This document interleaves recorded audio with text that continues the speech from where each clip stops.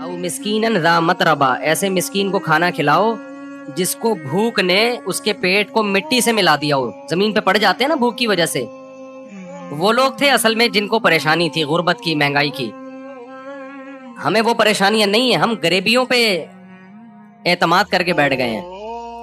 تو خوش رہنا سیکھو، اللہ کو یہ نا ٹیڑے میڑے چہرے پسند نہیں ہیں، ہر وقت مصیبت میں یار یہ نہیں ہو رہا، یہ نہیں مل رہا، یوں نہیں مل رہا، ایسے نہیں ہو رہا، یہ اللہ کو خوشی نہیں ہوتی، اللہ کو غصہ آتا ہے۔ دیکھو ایک باپ اپنے بیٹے کو کھلاتا ہے پلاتا ہے، اس کو مختلف چیزیں دے رہا ہے، بلکہ باپ سے زیادہ شوہر کی مثال زیادہ اچھی طرح سمجھ میں آئے گی۔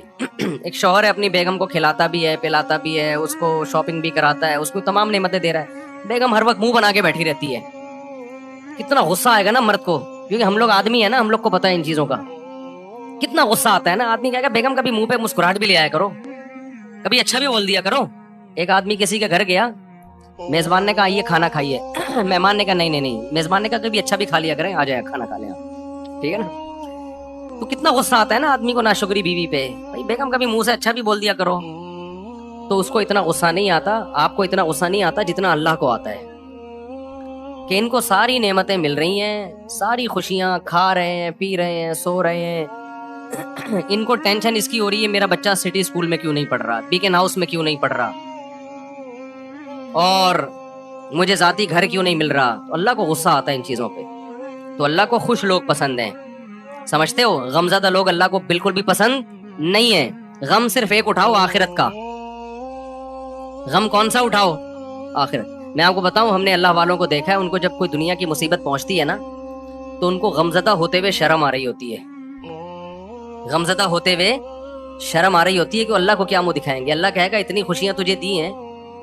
ہمارے حضرت مفتی رشید احمد صاحب رحمہ اللہ آخر عمر میں بیمار ہو گئے، تو جب کوئی ان کے پاس عیادت کے لیے جاتا نا تو ایک عالم آئے ان کی خدمت میں، عیادت کے لیے گئے اور کہنے لگے آپ کو دیکھ کے بڑی ٹینشن ہو رہی ہے۔ تو حضرت نے فرمایا کہ مجھے تو ہو نہیں رہی، آپ کو پتہ نہیں کیوں ہو رہی ہے۔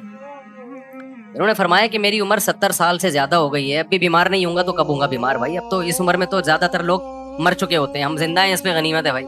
تو ٹینشن نہیں لے رہے تھے، وہ کہہ رہے ہیں اب بھی نہیں بیمار ہوں گے تو کب ہوں گے بھائی؟ تو بیماری کی عمر ہے بھائی، اب تو جو ہے غریبی چل رہا ہے۔ پھر بھی مانتے نہیں تھے کہ میں بیمار ہوں، ٹھیک ہے نا، ان کو کہ مجھے شرم آتی ہے اپنے آپ کو بیمار کہتے ہوئے۔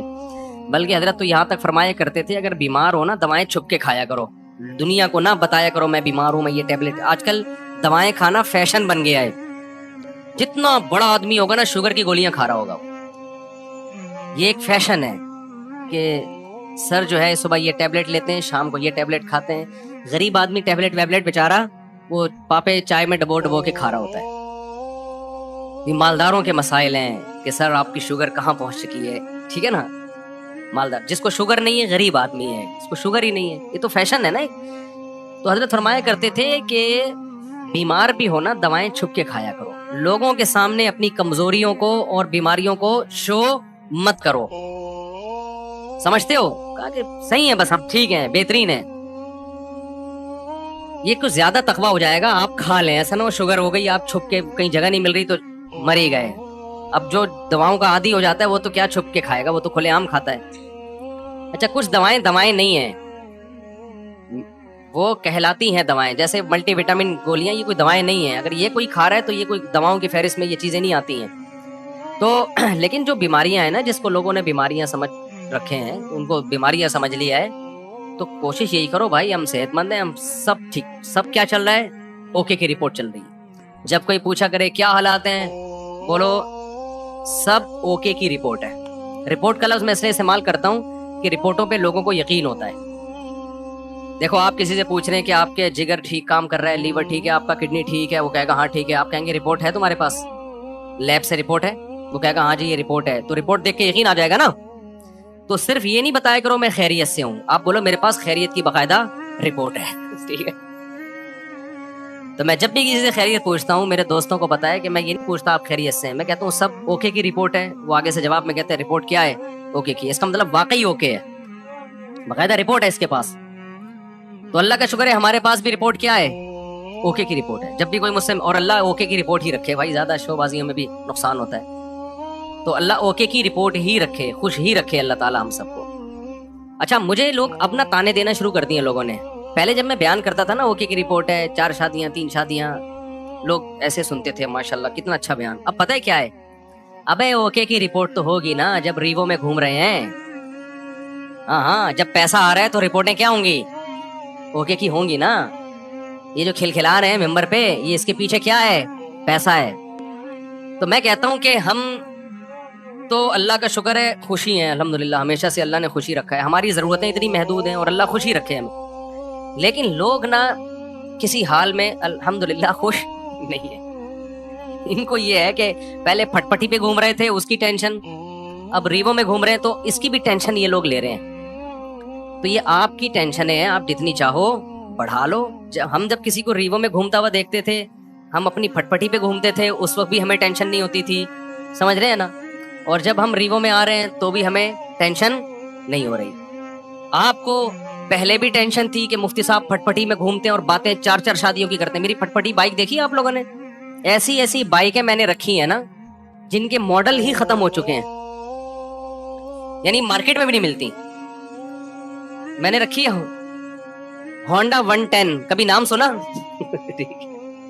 ہونڈا 110 روزانہ صبح بائک کی بات کر رہا ہوں، دھکا لگتا تھا اس کو. ہم اس وقت اس سے زیادہ خوش تھے جتنے اب ہیں. میرا جو بچپن سے میرے ساتھ ہے نا وہ مجھے زیادہ جانتے ہیں، وہ مجھے بہت اچھی طرح جانتے ہیں. ہمیشہ میری باتیں کروڑوں کی رہی ہیں اور دکان میرے پاس پکوڑوں کی رہی ہے. اللہ کا شکر ہے میرے ساتھ جو میرے بچپن کے دوست ہیں وہ جانتے ہیں پیسوں کی تو ہمارے کبھی بات ہی نہیں کی، ہم نے نہ پیسہ کمانے کی کبھی فکر کی ہے. تو پھر ہم نے گاڑی جب میں نے خریدی نا FX پرانا ماڈل جس کی چھت پچکی ہوئی تھی، 40,000 قسطوں پہ میں نے گاڑی لی تھی. 40,000 قسطوں پہ، 3,000 منتھلی قسط تھی. لوگ کہتے تھے اتنی سستی قسطوں پہ کہاں سے مل گئی.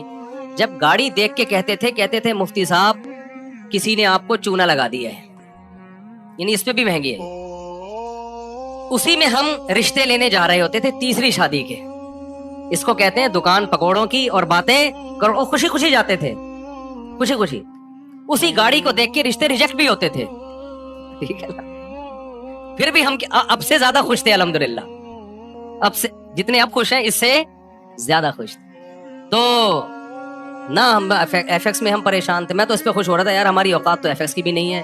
40,000 قسطوں پہ منتھلی وہ خریدی کیوں میں نے؟ میرے پاس سہراب موٹر سائیکل تھی. سہراب کا نام سنا ہے؟ اچھا اصل میں میرے پاس تھی GTO 125. میرے والد صاحب کا جب انتقال ہوا نا پیسے ملے، ہم نے کہا آپ گاڑی ہلکی نہیں رکھے. ہمارے شوق ہمیشہ سے بادشاہوں والے رہے ہیں. اس وقت کراچی میں GTO 125 کاواساکی سے بہتر کوئی بائک نہیں ہوتی تھی. جو کراچی کے لوگ ہیں وہ جانتے ہیں سب سے لگژری بائک یہی تھی. تو میں نے وہ خریدی تھی اور اس کو میں نے 20,000 کلومیٹر تک چلایا ہوگا کم از کم، کیونکہ 70 کلومیٹر تو جامعۃ الرشید آنے جانے کی ڈرائیو تھی میری نیول کالونی سے. ایسی لگژری بائک ہم نے رکھی ہوئی تھی. پیسہ بچاتے نہیں تھے ہم، اس کی ٹنکی میں ہی جو بھرنے میں پیسہ لگتا تھا. تو ہم نے ہمیشہ سے سوچا کیا ہے، اوپر ہی کا سوچا ہے. جس کو بچانے کی فکر ہوتی ہے نا وہ مالدار بننے کا شوق ہوتا ہے، وہ ٹینشن لیتا ہے. ہمیں مالدار بننے کا شوق شروع سے الحمدللہ تھا ہی نہیں. ہم نے کہا جو ہے یار انجوائے کرو لائف، بیویاں بھی رکھو بائکیں بھی رکھو، ٹھیک ہے نا، اور کھاؤ بھی اچھا. 3 چیزیں ہمیشہ سے خاندانی رکھنے کی کوشش کی ہے میں نے. ایک شادی پہ خرچ کرو، دوسرا خوراک ہمیشہ ٹائٹ ہے میری، ایسی خاندانی خوراک. بھائی زبان کی لذت جو ہے اس کا کوئی آلٹرنیٹ نہیں. خوراک پہ کمپرومائز ہی نہیں کیا، ہمیشہ اچھا کھایا الحمدللہ. میں کھاتا تھا نا مدرسے میں، تو طلبہ سمجھتے تھے بڑا ہی لینڈ لارڈ ہے کوئی، قرضے مانگ رہے ہوتے تھے مجھ سے قرضے. اور جس وقت جس چیز کا دل چاہا کھا لیا. جتنے پیسے ہیں نا کھا لو بس، ٹھیک ہے، بچانے کے کیا کرنا ہے یار. تو ہم نے بائک رکھی ہوئی تھی. جب میں پیٹرول ڈالتا تھا اس میں ٹینکی بھرنے میں ٹائم لگتا تھا. لوگ دیکھتے پتہ نہیں کون لینڈ لارڈ ہے یہ، حالانکہ بس وہ پیٹرول ہی کے ٹوٹل پیسے ہیں. اب ختم، بچایا کچھ نہیں، کیونکہ ہمیں مالدار بننے کا بالکل بھی شوق نہیں تھا. اسی طرح پھر کیا ہوا ہے کہ جب وہ ابا کی وراثت ملی، ہم نے GTO 125 خریدی اور پیسے کاروبار میں لگا دیے کہ چلو جی منتھلی ارننگ ہوگی. وہ میں نے واقعہ کئی بار سنایا ہے. سارے پیسے کاروبار میں ڈوب گئے. لوگ الحمدللہ جس کو دیتا گیا وہ لے کے بھاگتے رہے الحمدللہ. اس کے پھر مجھے نتیجہ یہ نکلا کہ پراٹھے میں چھوڑ نہیں سکتا تھا تو بائک مجھے بیچنی پڑ گئی ہے. سمجھ میں آ رہی ہے بات؟ اب خوراک میں اور بائک میں جب ٹکراؤ ہوگا تو بائک کو قربان کر دو، خوراک کو قربان मत करो। अच्छा बच्चे भी थे घर में, उनके भी खर्चे थे। बाइक बेच के फिर हमने सस्ती बाइक खरीदी सोहराब, अब पता नहीं आती हो, इतवार बाजार नहीं वैसे पुरानी। अब जब हमने सस्ती बाइक खरीदी उसको लेके हम भी घूमते थे, हमारे दोस्त अहबाब भी, मुफ्ती साहब बाइक चाहिए थोड़ी देर के लिए, मिल जाएगी? ले जा भाई, तू सस्ती बाइक है, जो चाहे ले जाए इसको। वो क्या हुआ, उसका लॉक ही नहीं था, इतनी सस्ती थी, तो वो भी चोरी हो गई अल्लाह के फजल से। एक दिन मस्जिद में कोई नमाजी भाई आए, उन्होंने देखा कि ये लावारिस बाइक है और इग्निशन इसका लॉक ही नहीं होता, तो वो ले गए अल्लाह के फजल से। नमाज उन्होंने पढ़ी, उन्होंने कहा अगली नमाज में ये गुनाह माफ हो जाएगा। मैं जब आया तो बाइक ही नहीं है। अब मैंने कहा यार अब मैं गाड़ी खरीदूंगा। दुकान पकौड़ों की, बातें कौन सी, ये मैं वाकयात आपको मोटिवेट करने के लिए सुना रहा हूँ। और जो लोग मुझ पे ताने करते हैं ना, अब रीवो जी में घूम रहा है तो बातें तो करेगा ऐसी, तो ये मोटिवेट कर रहा हूँ मैं। हर आदमी का अपना स्टाइल होता है ना मोटिवेट करने का। तो मैंने कहा अब सोहराब चली गई है, अब हम क्या लेंगे, गाड़ी ही लेंगे, 4 पहियों पे आएंगे भाई, ये बाइकें बहुत हो गई। 4 पहियों पे आए कहाँ से, 25,000 की सोहराब खरीदी थी, वो भी चोरी हो गई। तो अब हम क्या करेंगे भाई, फिर हमने क्या किया, मैंने कहा कि एक दोस्त से, भाई ये जो इशारा कर रहे हैं बैठ जाए ना, जो खड़े ना हो। तो मैंने क्या किया, मैंने कहा कि अब मैं गाड़ी खरीदूंगा। गाड़ी कहीं मिल नहीं रही थी, तो फिर एक शागिर्द के पास से 40,000 किस्तों पे मिल गई गाड़ी FX। चारों टायर उसके पंचर थे, छत उसकी नीचे पिचकी हुई थी। हम वो जनाजा उठा के ले आए घर पे। तो अब मैं मस्जिद का इमाम हूँ, तो बहुत सारे मुरीदीन ने मिलके ना ठक ठक ठक उसको बनाना शुरू कर दिया। पैसे नहीं लगाए, यूं किया, छत ऊपर हो गई उसकी। FX में ये बड़ी बात है कि डेंटिंग पेंटिंग का ज्यादा, हाथ से ही डेंटिंग पेंटिंग का काम हो जाता है उसमें। तो बहरहाल हमें इसकी खुशी थी कि गाड़ी आ गई हमारे पास, रिश्ते मांगने में आसानी हो गई हमें। तो उसमें थोड़े थोड़े थोड़े थोड़े थोड़े थोड़े पैसे लगा के मैंने क्या किया, बिल आखिर, अब मैंने कहा ये बहुत बहुत काम निकाल रही थी वो। मैंने कहा जैसे किसी ने मुझे पहनाई है तो अब ये किसी और को पहना दो आप। यही हल होता है पुरानी चीजों का। बीवी के अलावा जितनी भी पुरानी चीजें आप अब क्या कर दो, दूसरे को पहना दो। मैंने कहा बहुत थक गया हूं, उस पर सारे पैसे उसी में लग रहे थे। तो हम इतवार बाजार गए, वो 80,000 में पहना दी हमने। इतना उसमें थोड़ा थोड़ा करके लग चुका था कि मुझे उसके 80,000 मिल गए। बड़ी बात थी उस जमाने में 80,000, बरकत देखो ना कैसी होती है। हमने क्या किया, अब आपकी तरह ये नहीं कि बच्चों को सिटी और बीकन हाउस में पढ़ाना है या बच्चे रोकने, हमने पैदा ही नहीं होने देना। उस वक्त बच्चे थे छोटे, अभी उनकी तालीम का खर्चा नहीं था, बहुत छोटे बच्चे थे मेरे उस वक्त, खुराक पूरी हो रही थी उनकी। जब बड़े होंगे, स्कूल का टाइम आएगा, उस वक्त सोचेंगे ये, अभी थोड़ी सोचने की चीजें। हम खुद भी तो किसी के बच्चे हैं ना।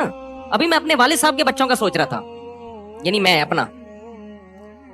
तो हुआ ये कि हमने वो खरीद ली, आपकी अल्लाह भला करे, शेराड ले ली मैंने, 1.5 लाख की मिली, 80 कैश दिए और 5,000 किस्तें। वो महल्ले में कहीं से मिली। हम आ गए किस पे, शेराड पे आ गए। तो शेराड में घूम रहे हैं भाई, उस पे खुश हो रहे हैं यार। हमारी औकात तो सोहराब की भी नहीं थी, अल्लाह ने क्या दिला दी, शुगर की तौफीक मिल रही थी ना। मुझे शुगर की तौफीक मिल रही थी। लोग, मैं कहते यार मेरी औकात तो नहीं है, हम तो मौलवी लोग हैं, हमारी तनख्वाहें देखो, जज्बे देखो हमारे। तो ये गाड़ी मिल, मैं तो उस पर वाकई बहुत खुश होता था। एक दफा मैं गाड़ी लेकर गया हूँ, किसी बड़े जलसे में मेरा खिताब था, लोग लैंड क्रूजर में बड़ी बड़ी गाड़ियों में आ रहे थे, मेरी भी बड़ा इस्तकबाल हुआ। मैं गया, हमारे दोस्तों ने कहा मुफ्ती साहब FX में नहीं बैठना, जाके आपकी पर्सनैलिटी पे ये FX सूट नहीं कर रही है, क्योंकि यहाँ बड़े बड़े उलमा आए हैं बड़ी बड़ी गाड़ियों में। मैंने कहा ऐसी की तैसी भाई, हम किस में बैठेंगे, अपनी FX में। तो अल्लाह ने बेइज्जती लिखी हुई थी, जब मैं बैठा हूं तो चली भी नहीं रही थी। 6 आदमियों ने धक्का लगाया उसको, यानी वो जितनी इज्जत बचाना दोस्त चाह रहे थे ना, तो वो, और हमने इंजॉय किया। हमने कहा भाई इन चीजों में इज्जत जिल्लत बोलो ना, नहीं है इन चीजों क्या होता। हमारा मकसद था बयान करना, बयान अगर अच्छा हो गया तो ठीक है, मैं गधे पे जाऊं, मैं घोड़े पे जाऊं, मैं साइकिल पे जाऊं, मैं FX में जाऊं। मैं आपको इसलिए ये सारे वाकयात शो मारने के नहीं बता रहा। खामखा की टेंशन क्यों पाली हुई है भाई तुम लोगों ने, बिला वजह अपना मैयार इतना ऊंचा क्यों रखा हुआ है। वो मैयार नहीं मिलता तो टेंशन में जाते हो फिर। हम तो ये सोच रहे थे यार हमारी औकात मोटरसाइकिल की नहीं है, अल्लाह ने 125 दिला दी GTO। हमारी औकात तो 125 की नहीं, अल्लाह ने FX दिला दी। हमारी औकात तो FX की है, अल्लाह ने शेराड दिला दी। नहीं यारी बात समझ में, हम शेराड में घूम रहे हैं भाई, बड़ा एंजॉय कर रहे हैं। वो शेराड भी गई, कैसे गई, बड़ा दुख भला वाकया है। मुझे एक फ्रॉडी मिल गया, बस फ्रॉडी बहुत मिले हैं। वो शेराड, उसमें एक आखिरी जो धचका लगना था ना मुझे, शेराड बिक गई मेरी। अब जब शेराड गई तो हम फिर रोड पे आ गए।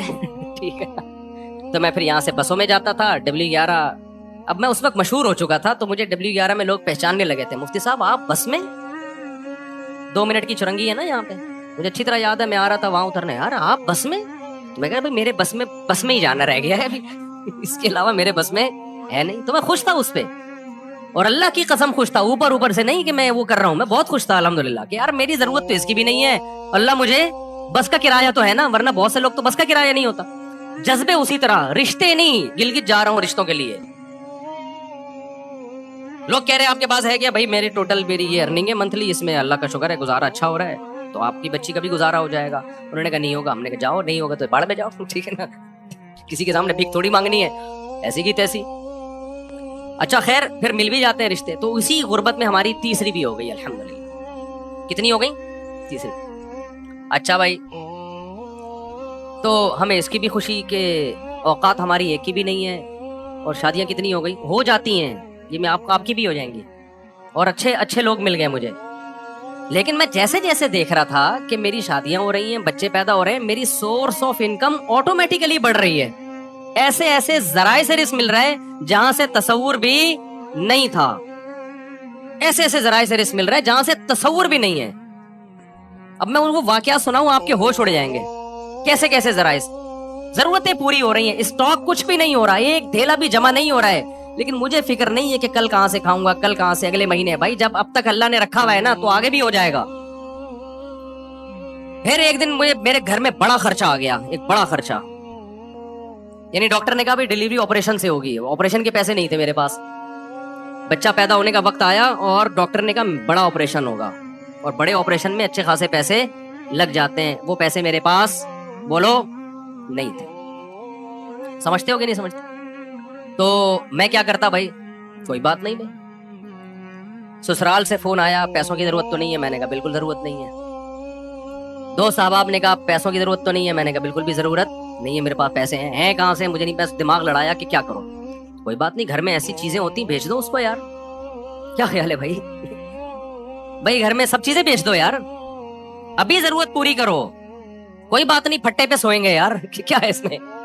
بھیک مانگنے سے بہتر ہے لوگوں کے سامنے اپنی غربت, اور بھیک مانگنے سے بہتر ہے پھٹے پہ سو جاؤ. صبح رات کی بچی بھی, میں ایسے علماء کو جانتا تھا جن کی 2 بیویاں تھیں, سوکھی روٹی صبح قہوے میں ڈبو کے کھا رہے تھے وہ. نہیں یہی بات میرا خیال ہے سمجھ میں, ایسے غریب لوگ بھی میرے علم میں ہیں. تو ہم نے کہا یار ہم بھی کس پہ آ جائیں گے. تو اب میں نے غور لڑایا تو مجھے ایک بکری نظر آئی اپنی, ایک اضافی. میں اس کے پاس گیا, اس سے میں نے معذرت کی.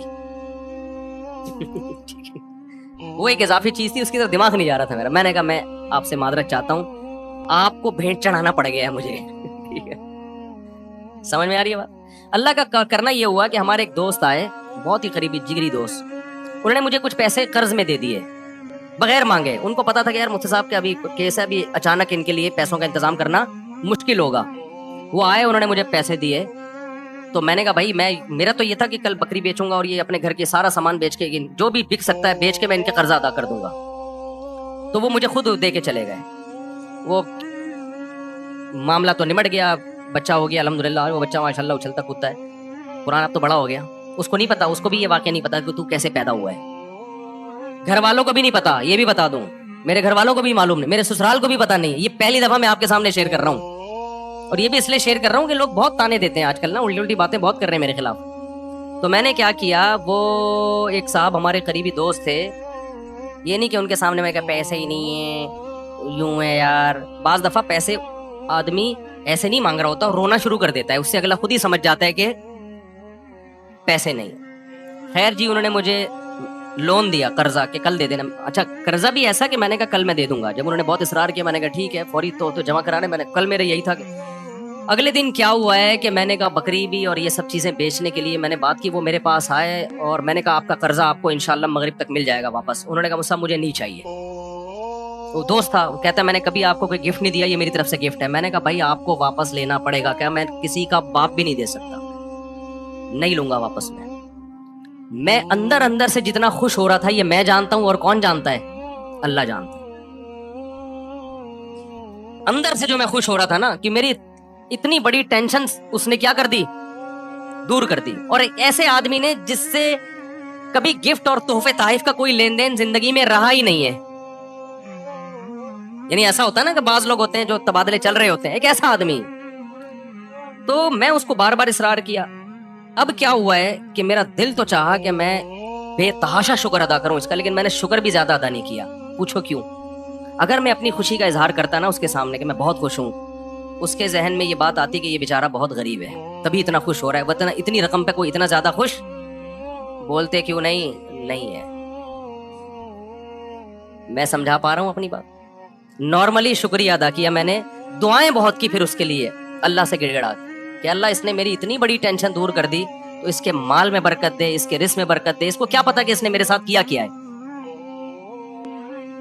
لیکن میں نے اس کا زبان سے زیادہ شکریہ ادا نہیں کیا، کیونکہ آپ کسی کو ایک اماؤنٹ دیں اور وہ بچھا چلا جائے، اس کے دل میں آ سکتا ہے کہ لالچ پیدا ہو گئی، یہ دوبارہ بھی نکلوانا چاہ رہے ہیں.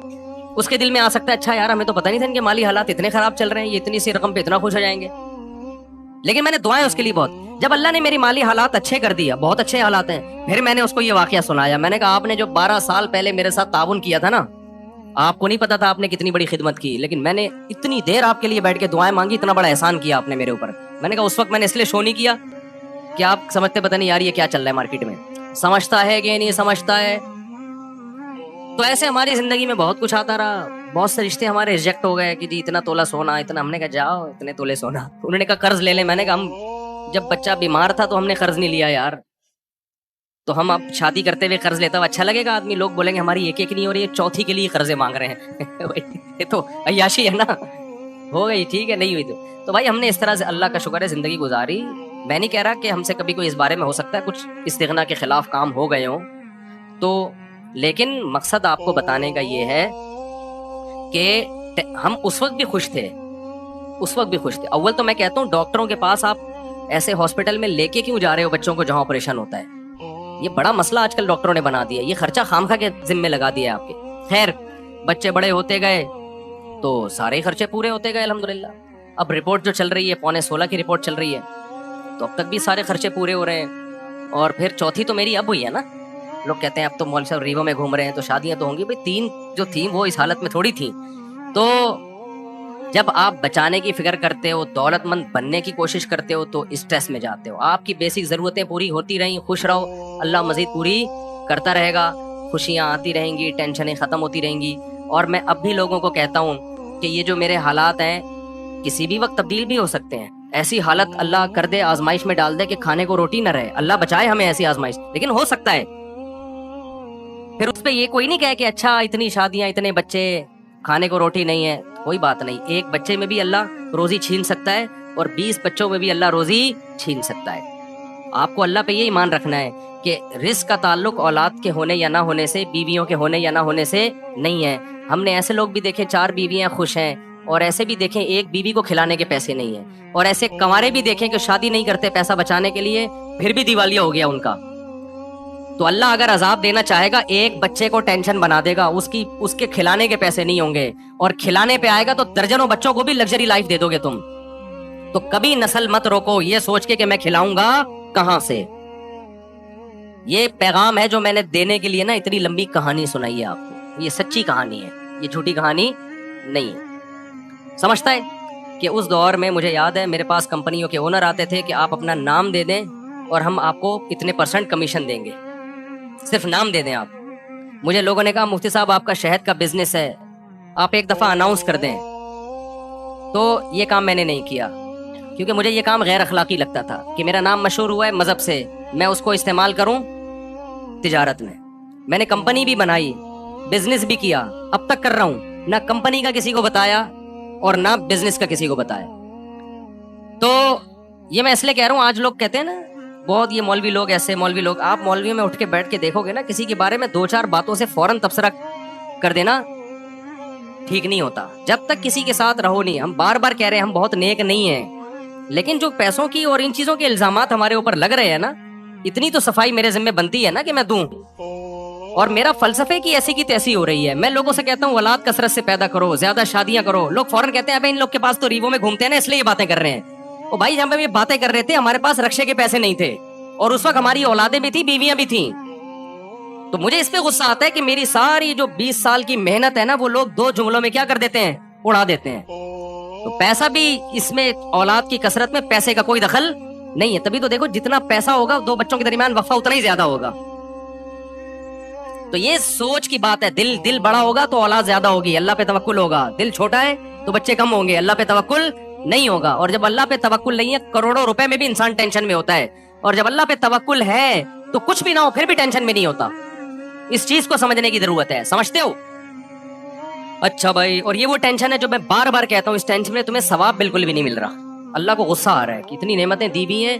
جب پیدا ہوا تھا کمبخت ماں کی چھاتیوں میں دودھ پیدا کر دیا, یہ بتانے کے لیے کہ میں تیری پیدائش سے غافل نہیں ہوں, مجھے سب پتا ہے کہ تجھے کیا ضرورت ہے. اتنی بڑی نشانی دیکھ کے بھی تو ٹینشن لیتا ہے کہ پتہ نہیں میرا کیا ہوگا. پھر اللہ کا غصہ آتا ہے, اور اللہ کا غصہ آنا پھر بجائے تو آپ کو ڈبل نقصان, ایک ٹینشن کا نقصان, ایک اللہ کے غضب کو دعوت دینے کا نقصان. اس لیے خوش رہا کرو, ٹینشن صرف ایک ہی پالو, آخرت میں بنے گا کیا. صحیح ہے نا. اچھا, اس مضمون کو میں مکمل کرنے کے لیے کہہ دوں, بعض دفعہ طبعی طور پر کسی چھوٹے سے حادثے پہ ٹینشن ہوتی ہے. دیکھو ٹینشن کی دو قسمیں ہیں, ایک عقلی اور ایک طبعی. اس کو سمجھنے کی ضرورت ہے. آپ کہہ سکتے ہو کسی بزرگ کو کوئی چھوٹی سی پریشانی آئی, وہ پریشان ہو گئے. آپ کو ہم نے تو سنا ہے کہ بزرگوں کو تو پریشانی نہیں ہوتی, وہ تو آخرت ہی کی پریشانی لیتے ہیں, دنیا کی نہیں ہوتی.